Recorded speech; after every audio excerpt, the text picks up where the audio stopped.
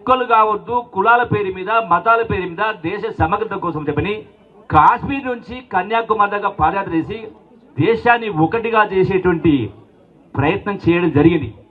ఈ మధ్య కాలంలో రాహుల్ గాంధీ గారు సమాజంలో ఉన్నటువంటి కులాల దామాషా పద్ధతిలో ఉద్యోగాలైనా చదువులైనా వాళ్ళ హక్కు కులగణన చేపట్టాలని చెప్పని నినదించి ఇలా తెలంగాణ రాష్ట్రంలో ఏ విధంగా అయితే కులగణన చేయడం జరిగిందో అదే పద్ధతిలో ప్రధానమంత్రిని మోడీని హెచ్చరిస్తూ దమ్ము ధైర్యం ఉంటే భారతదేశం మొత్తంలో కూడా ఈ కులగణన చేపట్టి బీసీలైన అన్ని కులాల వాళ్ళు కూడా వాళ్ళ జనాభా నిష్పత్తి ప్రకారం వాళ్లకు రిజర్వేషన్ హక్కు కల్పించాలని నినదించడం జరిగింది. ఇవన్నీ కూడా తప్పించుకోలేని కార్యక్రమాలు మోడీకి.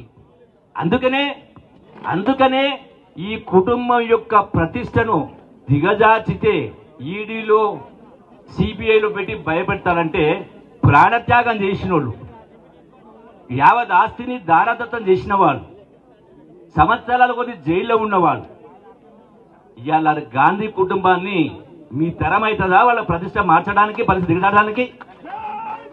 మోడీ ఇటువంటి 100 మోడీలు వచ్చినా, మోడీ ధ్వజం వచ్చినా ఈ రోజున మీరు ఏమీ చేయలేరు అనేది సుస్పష్టం.